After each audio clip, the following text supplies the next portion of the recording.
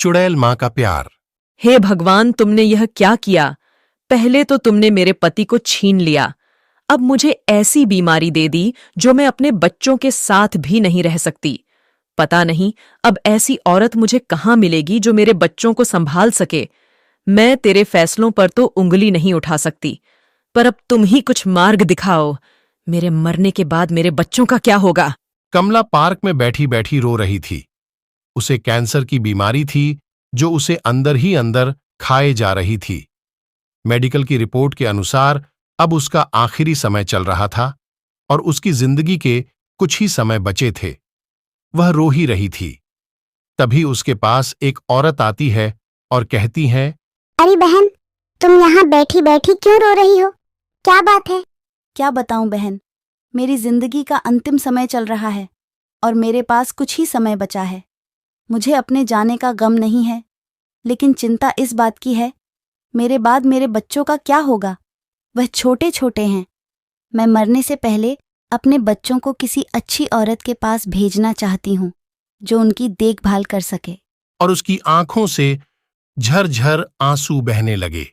यह सब बातें एक पेड़ पर बैठी चुड़ैल सुन रही थी और कहती है, चल अदिति, काम पर लग जा, इससे बढ़िया मौका नहीं मिलेगा तुझे, जल्दी चल। और वह चुड़ैल कमला के पीछे पीछे चल देती है।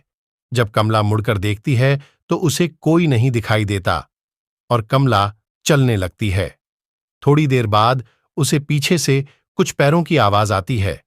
कमला जब पीछे मुड़कर देखती है, उसके पीछे एक औरत आ रही है। कमला पूछती है, तुम मेरा पीछा क्यों कर रही हो? वह मैंने आपकी सारी बातें सुनी थी जो अभी आपने पार्क में कही थी। सुनिए मालकिन, मैं भी बेसहारा हूँ। मेरे पति मुझे छोड़कर स्वर्ग सिधार गए। मुझे काम पर रख लीजिए, मैं आपके बच्चों का अच्छी तरह से ख्याल रखूंगी।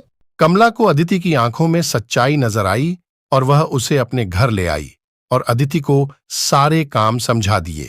अरे नहीं, आज तो मेरी बहुत देर तक आंख लग गई। बच्चों को स्कूल भी तो भेजना है। जल्दी चल कमला। कमला जल्दी से बच्चों के रूम में गई। वहां देखती हैं कमरे में कोई नहीं है।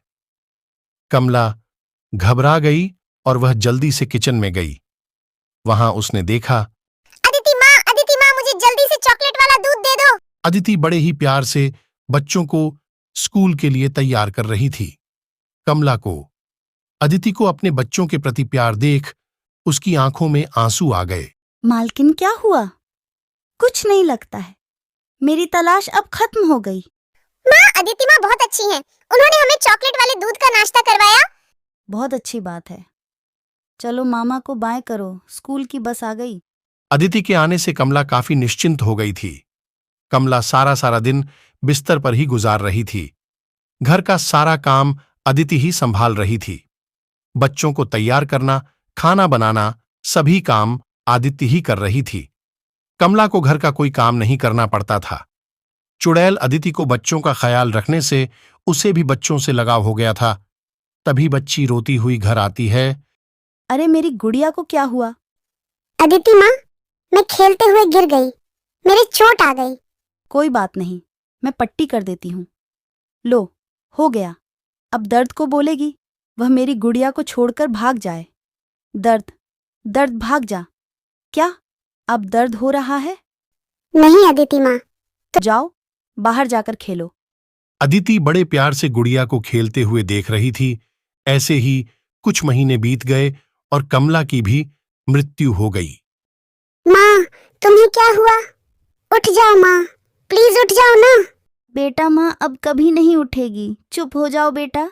अदिति ने दोनों बच्चों को सीने से लगा लिया और उन्हें रोता देख उसकी आंखों में भी आंसू झरने की तरह बहने लगे और दोनों बच्चों और अदिति ने मिलकर अपनी मालकिन का दाह संस्कार कर दिया और कमला की आत्मा की शांति की, भगवान से प्रार्थना की।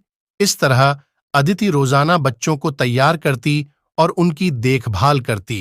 बेटा नहा लो। नहीं अदिति माँ, मुझे नहीं नहाना। बेटा, अगर नहाओगी नहीं तो जम्स तुम्हारे ऊपर अटैक कर देंगे। ऐसा है अदिति माँ? हाँ बेटा, लेकिन माँ है, तुम्हारे साथ तो डरने की क्या बात। इस तरह अदिति ने बातों बातों में ही गुड़िया को मना लिया और उसे नहला दिया। इस तरह अदिति रोजाना बच्चों को तैयार करती, नहलाती और उन्हें स्कूल भेजती। यह सब दिनचर्या करते करते उसे काफी समय हो गया और बच्चे भी बड़े हो गए। कहीं मेरे बच्चों को मेरी असलियत पता चल गई तो पता नहीं वह मेरी इस खिदमत का मुझे क्या सिला देंगे। मुझे तो इसी बात का डर है। अदिति माँ, अदिति माँ। हाँ गुड़िया, मैं बाजार जा रही हूँ। जाओ बेटा, लेकिन जल्दी वापस आना। मामा, मैं भी काम पर जा रहा हूँ। ठीक है बेटा, जाओ, साथ में गुड़िया को भी लेते जाना। ऐसा कहते ही अदिति अपने असली रूप में आ गई। मुझे यहाँ रहते रहते कई साल बीत गए हैं। अभी तक मेरे बच्चों को मेरी असलियत नहीं मालूम है। कहीं मेरी असलियत मेरे बच्चों को पता चल गई तो पता नहीं वह मेरे साथ कैसा व्यवहार करेंगे। मुझे तो यही डर सता रहा है। मैं भी अपने बच्चों के बिना नहीं रह पाऊंगी। भाई गाड़ी मोड़िए, मेरी नोटबुक तो घर पर ही रह गई है। तू भी बड़ी भुलक्कड़ है, कुछ ना कुछ गड़बड़ करती ही रहती है। और रवि गाड़ी घर की तरफ मोड़ देता है और घर पहुंच जाते हैं। गुड़िया अपनी नोटबुक लेने के लिए घर चली जाती है। तभी गुड़िया नोटबुक ले रही होती है कि तभी वह अदिति को देख लेती है और वह जोर जोर से चिल्लाने लगी। गुड़िया की आवाज सुनकर रवि भी घर के अंदर आ गया। क्या हुआ बहन? क्या हुआ बेटा? माँ, यहाँ कुछ था, बहुत ही भयानक सा। तूने खुद को ही देख लिया होगा। चुप करो भाई, हर समय मजाक अच्छी नहीं होती। माँ, तुम्हें तो मुझ पर यकीन है ना? बिल्कुल है। इसी यकीन के सारे मैं तुम्हें अपना सबसे बड़ा राज बताना चाहूंगी। ऐसा कहते ही अदिति अपने असली रूप में आ गई। मैं वह नहीं हूँ जो तुम मुझे समझते हो। मैं एक चुड़ैल हूँ बेटा, लेकिन मैं आपका पूरा ख्याल रखती हूँ और मैं तुमसे प्यार भी बहुत करती हूँ। भाई, यही चेहरा है जो मैंने अभी देखा था। मुझे बहुत डर लग रहा है इस चेहरे से। कौन हो तुम और इतने समय से हमारे साथ क्यों रह रही हो? मैं तुम्हारी माँ हूँ, अदिति माँ। मैं तुम्हारी परवरिश के लिए तुम्हारे साथ हूँ। तुम झूठ बोल रही हो। तुम कोई पुराना बदला लेने आई हो यहाँ पर, है ना? नहीं मेरे बच्चों, मुझ पर ऐसे शक मत करो। मैं यहाँ पर कोई बदला लेने नहीं आई हूँ। मेरा विश्वास करो, मैं तुमसे बहुत प्यार करती हूँ, एक असली माँ से भी ज्यादा। इसलिए मैंने कभी भी अपनी सच्चाई नहीं बताई। मेरा विश्वास करो, मैं तुम्हें बहुत प्यार करती हूँ। मैं तुम्हारे बिना नहीं रह पाऊंगी। लेकिन हम एक चुड़ैल के साथ नहीं रह सकते। ऐसा मत कहो बच्चों, मैं तुम्हारे लिए कुछ भी कर सकती हूँ। ऐसा है तो तुम हमें छोड़कर चली जाओ, क्योंकि हम एक चुड़ैल के साथ बिल्कुल भी नहीं रहेंगे। ठीक है मेरे बच्चों, तुम्हारी खुशी इसी में है तो मैं तुम्हें छोड़कर चली जाती हूँ। अलविदा मेरे बच्चों। और अदिति बच्चों को अकेला छोड़कर घर से चली गई। अदिति को गए हुए 1 महीने से ज्यादा हो गया था। बच्चों को उसके साथ बिताए हुए हर पल याद आ रहे थे। हमने अदिति माँ को उसके प्यार का अच्छा सिला नहीं दिया। क्या कुछ नहीं किया अदिति माँ ने हमारे लिए? सही कह रहे हो भाई, हमारी असली माँ ने कुछ सोच समझकर ही अदिति माँ को हमारे लिए चुना था। वह हमसे असली माँ से भी ज्यादा प्यार करती थी। आज भी मैं अपनी चुड़ैल माँ को बहुत याद कर रही हूँ। दोनों बच्चे अदिति को काफी मिस कर रहे थे। हर पल अदिति के साथ बिताए गए लम्हों को याद करके रोते। तभी एक दिन गुड़िया बाजार गई और बाजार की खरीदारी करते समय उसे काफी समय हो गया और वह लौटते समय काफी देर भी हो गई। पता ही नहीं चला कब अंधेरा हो गया। वह जल्दी से घर वापस लौटने लगी। काफी अंधेरा हो गया है, भाई भी काम से लौटकर घर आ गया होगा। वह मेरा इंतजार कर रहा होगा। जल्दी घर पहुंचती हूँ। तभी रास्ते में उसे गुंडे मिल जाते हैं। गुड़िया को अकेला देखकर उसे लूटने की योजना बना लेते हैं और कहते हैं, तुम्हारे पास जितना भी पैसा जेवर है सब हमें दे दो, नहीं तो परिणाम अच्छा नहीं होगा। गुड़िया उनको देखकर काफी घबरा जाती है। गुंडे भाई मुझे छोड़ दो, मुझे जाने दो। मैंने तुम्हारा क्या बिगाड़ा है? प्लीज मुझे जाने दो ना। हम कोई भाई फाई नहीं है। तुम्हारे पास जो कुछ भी है जल्दी दे दो, नहीं तो तुम्हारा खेल खत्म कर देंगे। बचाओ बचाओ, कोई है? मुझे जल्दी से बचाओ इन गुंडों से।